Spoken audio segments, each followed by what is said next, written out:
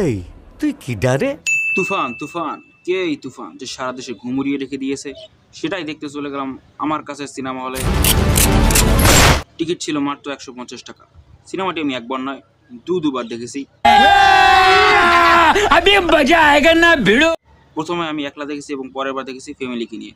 আগেই আমার প্ল্যান ছিল মুভিটি ভালো লাগে আমি পুরো ফ্যামিলিকে নিয়ে যাবো। ফ্যামিলি অবশ্যই প্রথম দিকে রাজি না হলো, তাকে টিজার ট্রেলার গানগুলো সব দেখেছি এবং তারা সেগুলো দেখে এক্সাইটেড হয়ে পড়েছে, আমার সাথে গিয়েছে এবং তাদের সবার রিয়াকশন আমার মতোই, পুরো পয়সা উসুল সিনেমা, মানে মনটা পুরো দেখে ভরে যাওয়ার মতো সিনেমা।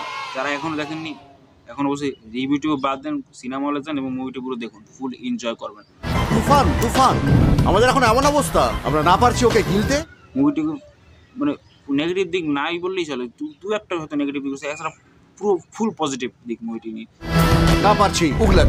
সো এত কথা বাদ দিয়ে চলুন মুভিটির রিভিউ শুরু করা যাক। So hello friends, welcome to my channel and welcome to new video. এখন আমি রিভিউ করব তুফান মুভিটি, starring Shakib Khan, Chanchal Chowdhury, Mimi Chakraborty, Nabila and more, directed by Raihan Rafi, produce by SBF, Chorki, Alpha-i. মুভিটি এবার কোরবানি ঈদের রিলিজ পেয়েছে। আমি মুভিটি দেখেছি বৃহস্পতিবার। মুভিটি সোমবার 17 তারিখ রিলিজ পায় এবং দেখতে দেখতে বৃহস্পতিবার হয়ে যায়। রিভিউ আসতে খুবই লেট হচ্ছে, এটা ব্যক্তিগত কারণে। তো মুভিটি দেরি যেতে হবে রিভিউ করতে, আরেকবার দেখিনি, তখন ফ্যামিলিকে নিয়ে আবার দেখে নিলাম। তার আগে বন্ধুগণ যারা মুভিটি দেখেছো তারা অবশ্যই কমেন্টে জানাও তোমাদের এক্সপিরিয়েন্স কেমন লেগেছে, ভালো দিক খারাপ দিক। আমিও সবার মতামত জানতে চাই যে আমার দর্শক কীরকমভাবে মুভিটিকে দেখছে। তারা ইন্ডিয়ান দর্শক তারা অপেক্ষা করো, 28 তারিখ মুভিটি রিলিজ পাবে, তারপর তো ধামাকা। আশা করি ওয়েস্ট বেঙ্গলও মুভিটি হিট হবে। বাংলাদেশ তো অলরেডি ইন্ডাস্ট্রি হিট হওয়ার পথে, ব্লকবাস্টার হয়ে অলরেডি ছাড়িয়ে গিয়েছে। 4 দিনে যে মুভি 5 কোটি কামাতে পারে তাতে বোঝে লাইফ টাইম এসে মুভি কত। প্রত্যেকটি হল হাউসফুল আছে, আমি যে হলে দেখছি পুরো ভরা ছিল হল, মানুষজন উন্মাদনা প্রতিটি সিনে, যখন অ্যাকশন সিন আছে শাকিব খানের ডায়লগ ও অসাধারণ। তো মুভিটিকে এখন প্রথমে পারফরমেন্সের কথা আসে, শাকিব খানের পারফরমেন্স বসকে নিয়ে কী বলবো, সেটা আমাদের বাংলাদেশের গর্ব। কিং খান, ভাইজান, মেগা স্টার শাকিব খান, তার যত প্রশংসা করবো ততই কম হয়ে যাবে, মানে উর্ধে। সে তখন বিশ্ব লেভেলে আমাদের বাংলা সিনেমাকে নিয়ে যাচ্ছে। এখন তো তুফান আসবে, তারপর সামনে দরদ আসবে, দরদ দেখতে আশা করি সবাই নিয়েছেন, আমি সেটা রিভিউ দিয়েছি। তো শাকিব খানের এখানে আমি শাকিব খানের পরে আসছি, আগে তার ছোটবেলার পারফরমেন্সে। তুফান যা হতে চেয়েছিল, ছোটবেলা যে পারফরমেন্স নিয়েছে, তার নামটা হয়তো সমৃদ্ধ পাল এবং সে কলকাতারই। তাকে ছোটবেলা দেখেছিলাম ভূত সিরিয়ালে, তার লজেন্স দাদা, হ্যাঁ সেই ছেলেটাই। সে তার যে সিনটা রয়েছে, যে গলা কাটছে, ওই সিনটা ভাই পিওর গুজবাম, মানে দেখে রিয়েল মনে হচ্ছে যে ভাই একজন গলা কেটে দিল, তারপর গলাটা এরকম হাতে নিয়ে হাঁটছে। ও কি সিন ভাই রে ভাই, মাথা নষ্ট করার সিন একটা। এখন আসি বড় শাকিব খানের কথায়, তার লুক থেকে শুরু করে সব কিছু। মুভিটি প্রথম থেকেই নেটিজেনরা নেগেটিভ বলেছিল, এটার কপি, ওটা কপি, KGF এর কপি, অ্যানিমালের কপি। স্পয়লার অ্যালার্ট, যারা মুভিটি দেখছেন তারা তো অবশ্যই জানেন এবং যারা দেখেন তাদের জন্য বলছি, পুরো ভুল প্রমাণিত করে দিয়েছে রায়হান রাফি। এই মুভিটি কোনো সিনেমার কপি না। শাহরুখ খানের দুটো সিনেমার সাথে মিল রয়েছে, ফার্স্ট এবং সেকেন্ড হাফ, তাতে আমার বাল ছেঁড়া গেল। বাট কপি বলা যায় না। তাও মনে হয় 25% মিল রয়েছে, বাট বাকি 75% পুরো রিয়েল। স্টোরিতে পুরো রিয়েল এবং এন্ডিংয়ে যে ক্লাইম্যাক্স, মানে ধারণা করা যায় না, মানে চিন্তা করার বাইরে এরকম ক্লাইম্যাক্স। ওটা কেউ কল্পনাই করতে না। শাহরুখ খানের যারা প্রথম দিকে, আমি যখন সিনেমা দেখছি আমি বুঝে গেলাম যে হ্যাঁ সিনেমাটি শাহরুখ খানের এই সিনেমার সাথে মিলে যাচ্ছে। ক্লাইম্যাক্স এরকম হবে না তো, হবে না, বাট থ্যাঙ্কসফুলি ক্লাইম্যাক্স ওরকম হয়নি, পুরো আলাদা হয়েছে এবং আমি স্যাটিসফাই। এই জন্য আমি আগে উড়াধুরা গানটি এনজয় করতে পারিনি। মানে আমি তো ভেবেছিলাম হয়তো, আমি বলছি এবং এই রিভিউ শেষে একটু স্পয়লার দেবো। এখন দেবো না, মুভি শেষে গিয়ে দেবো। তো এই গানটি আমি এনজয় করতে পারিনি, কেন পারিনি সেটা বলছো সামনে। শাকিব খানের পারফরমেন্সে ফিরে আসি, আমি শুধু অফ টপিকে চলে যাচ্ছি। তার ফেসিয়াল এক্সপ্রেশন, তার চোখ, তুফান হতে অ্যাটিটিউড লাগে, চোখের দৃষ্টি লাগে, মানে সে তুফান ক্যারেক্টারে পুরো ঢুকে গিয়েছে।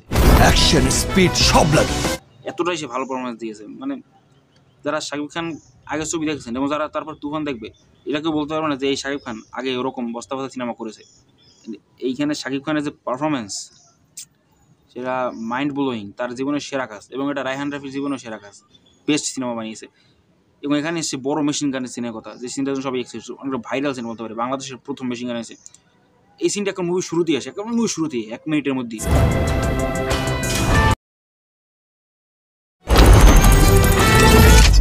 এই সিনে শাকিব খানের ব্যাক শট দেখানো হয়, তার ফেস দেখায় না। পুরো মেশিন গান ফায়ারটা হয়ে যায়, শাকিব খানের ফেস দেখায় না।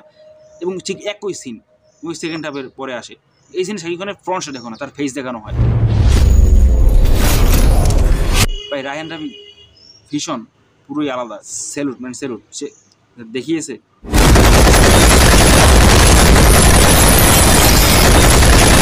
মুভিটির অন্যতম সেরা সিন হচ্ছে একটা one take shot.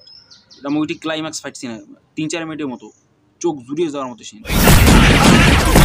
Shakib Khan তার চাচাকে বাঁচাচ্ছে, ওয়ান টেক ফাইট সিন কীভাবে করেছে বাংলাদেশে এরকম হয়তো প্রথম, কেউ আগে করেনি।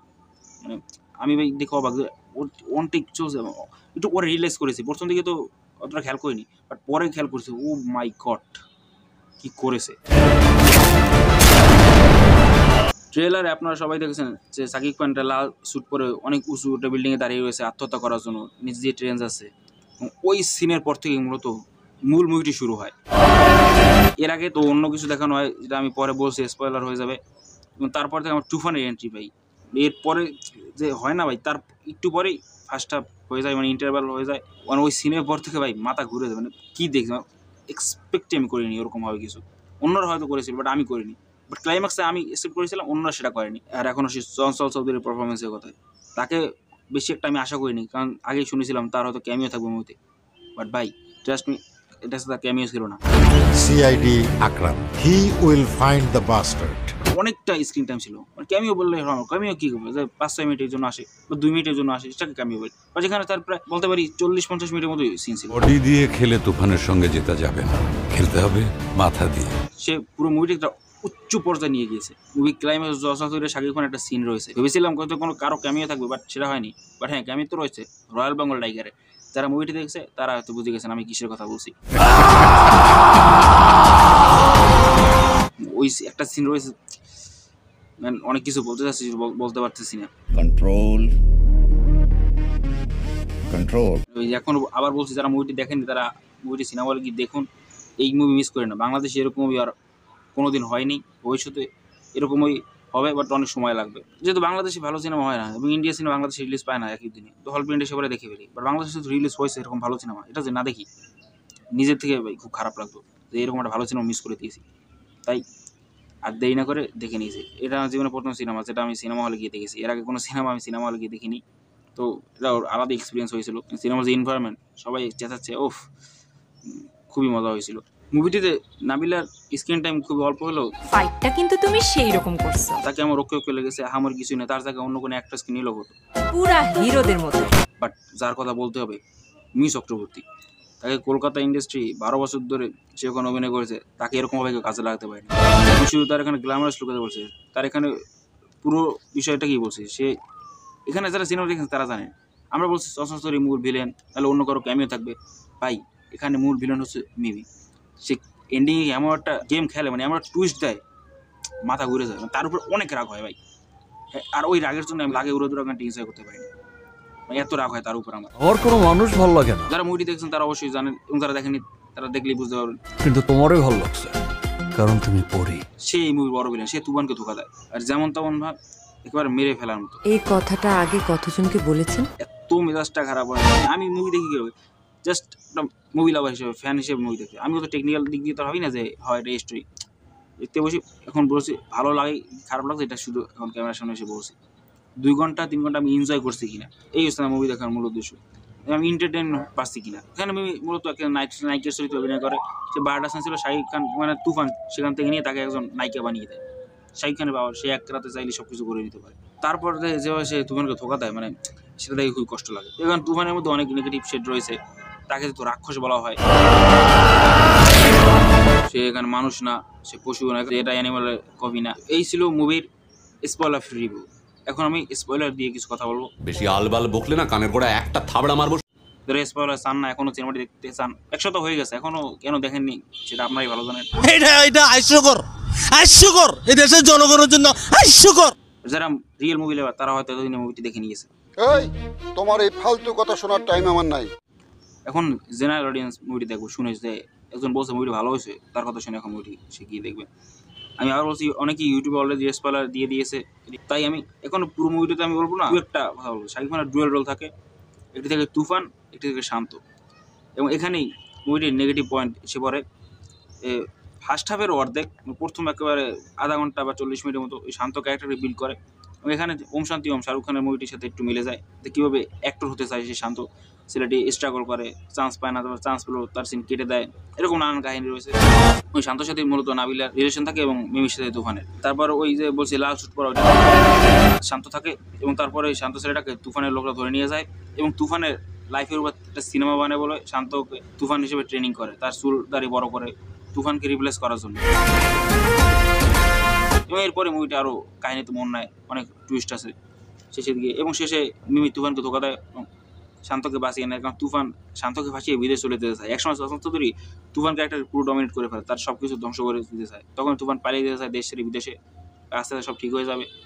বাট এরপর অনেক কাহিনী হয়, টুইস্টের পর টুইস্ট এন্ডিংয়ে আসতেই থাকে। একটা যদি সুযোগ পাই সেকেন্ড হাফের পর থেকে বোর হওয়ার সময় মানে একটা সিনের পর একটা সিন, একটা সিনের পর একটা টুইস্টের পর একটা টুইস্ট আসতেই থাকে, মানে সেকেন্ড হাফে পুরো অসাধারণ। তুফানকে খেয়ে দেবো স্যার। বলে ক্লাইম্যাক্স একটু মন খারাপ হয়ে যায় যখন দেখি তুফান মরে যায়, মানে সহজ চৌধুরী তুফানকে গুলি মেরে, অনেকগুলো গুলি মারে, মিমি ফাঁসিয়ে দেয়, তুফান মরে গেছে। মানে তুফান বলতে আর কেউ নেই, শান্ত এখন একজন অ্যাক্টর হিসেবে থেকে যাবে, মিমি একজন নায়িকা, তারা দুজন একসাথে সিনেমা করছে, তখন ওই গানটা আসে লাগে ওরা ধরে। বাট ভাই ক্লাইম্যাক্সে দেখতে পাই তুফান বেঁচে রয়েছে, মানে ওই সিনটা দেখার পর আমি লাভ দিয়ে উঠে দাঁড়িয়ে ভাই খুশিতে নেচেছি, এত খুশি হয়ে গেছি তুফান বেঁচে রয়েছে। তুফান খুব ভয় পাইছি রে। মুভিটি তুফানের নামে, তুফান যদি মরে যায় তাহলে থাকবে কি? এখানে অন্য সব মুভিগুলো ফ্লপ হয়ে যায়, প্রবাসের বিল্লা, অজিত কুমারের বিল্লা, অমিতাভ বচ্চন, এই মুভিগুলো কেন ভালো লাগে না? রিয়েল ডন সেই মরে গেছে এবং তার মতো দেখতে অন্য একজন তার স্থান নিয়েছে, বাট শাহরুখ খানের ডন এখানেই সবার থেকে আলাদা। শাহরুখ খানের ডন তার যে ফেক শাহরুখ খান তাকে মেরে ফেলে এবং সে নিজের স্থান বজায় রাখে। ফেক শাহরুখ খান মরে যায় বা রিয়েল শাহরুখ খান বেঁচে থাকে, বাট এখানে দুজনই বেঁচে থাকে। বাট তুফান টুতে ভাই মজা হবে, কারণ তুফান টুতে দুজন এন্ট্রির হাত মিলায়, শাকিব খান এবং সহসা চৌধুরী, এবং অন্যদিকে থাকে শান্ত এবং মিমি, ওদের টিম। তুফান টুতে ভাই ভয়ঙ্কর খেলা হতে চলে। অবশ্যই লেখা ওর তুফান 2 লোডিং। রায়হান রাফি আগেও অনেক ইন্টারভিউ বলেছে তুফান 2 আসবে, এখন দেখার বিষয় কবে আসে, যত তাড়াতাড়ি আনে ততই ভালো, এখন হাইপটা বজায় রয়েছে। শাকিব খান এখন ভাই তার কেরিয়ার সেরা সময় দিয়ে যাচ্ছে। তুফান পোষ মানে না। এবং আশা রাখবো শাকিব খান আর কোনো ফালতু কোনো সিনেমা করবে না, এখন এরকম ইন্ডিয়ার সাথে কোলাপ করে এরকম ভালো ভালো সিনেমা করবে যেগুলো সাধারণ দর্শক পছন্দ করে, শুধু তার ফ্যানরা না। পোষ মানা। তো ওভারঅল এই ছিল তুফান মুভি রিভিউ। যারা মুভিটি দেখছো তারা অবশ্যই কমেন্টে জানিয়ে, এবং যারা দেখোনি তারা অবশ্যই দেখো। এই মুভিটি কেউ সিনেমা হলে দেখা থেকে মিস করো না, মানে এরকম ভালো মুভিকে সাপোর্ট করো। আমরা সবসময় বাংলা মুভিকে সাপোর্ট করা দরকার, এরকম বাংলা মুভিকে সাপোর্ট করা দরকার। ঈদে আরও নাকি 4টা বাংলা মুভি রিলিজ হয়েছে, ভাই আমি ওই মুভিগুলো ট্রেলার টিজার দেখিনি, এক্সাইটেডও না, আরও সময়কে সাপোর্ট করার দরকারও নেই। কোনো সব বস্তা পাচ্ছি না, আমি রিভিউগুলো দেখেছি মুভির, আর দেখার কিছু প্রয়োজন মনে করি না।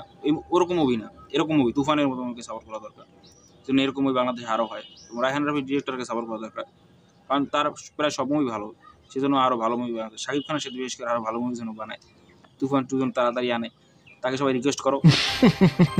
মুভিটিকে নিয়ে অনেকেই দেখছি নেগেটিভিটি করছে, শাকিব খান হেটার্স তো আলাদা একটা গ্রুপ হয়েছে, তাছাড়াও প্রভাবিত হচ্ছে অন্যজনের কথা শুনে, যে একজন খারাপ বললে আরও দুজন ভাবে বুঝতে তো খারাপ বলতে, মুভিটা হয়তো খারাপ।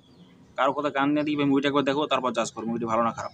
আমি দেশ বিদেশের দুনিয়ার নানান ছবি দেখি, মানে প্রায় সব ছবি দেখার চেষ্টা করি আমি। আমার কাছে যদি মুভিটি ভালো লেগেছে ভাই, আপনার কাছে মুভিটি ভালো লাগবে, তো মুভিটি দেখুন, তারপরে কথা হবে যে কেমন লেগেছে মুভিটি। না দেখি আগে কবি বলে দিচ্ছি, এই তো এখন কেউ তো পেলাম না যে বলছে মুভিটি একটা সিনেমা থেকে পুরো কপি। আগে করতো, আগে ডিরেক্টর পুরো কস্টিউম থেকে শুরু করে পুরো গল্প, পুরো দৃশ্যগুলো কপি করে দিত। এখন তো হয়তো 2-একটা সিন ইন্সপায়ার্ড হয় মাত্র, তাতেই এই অবস্থা।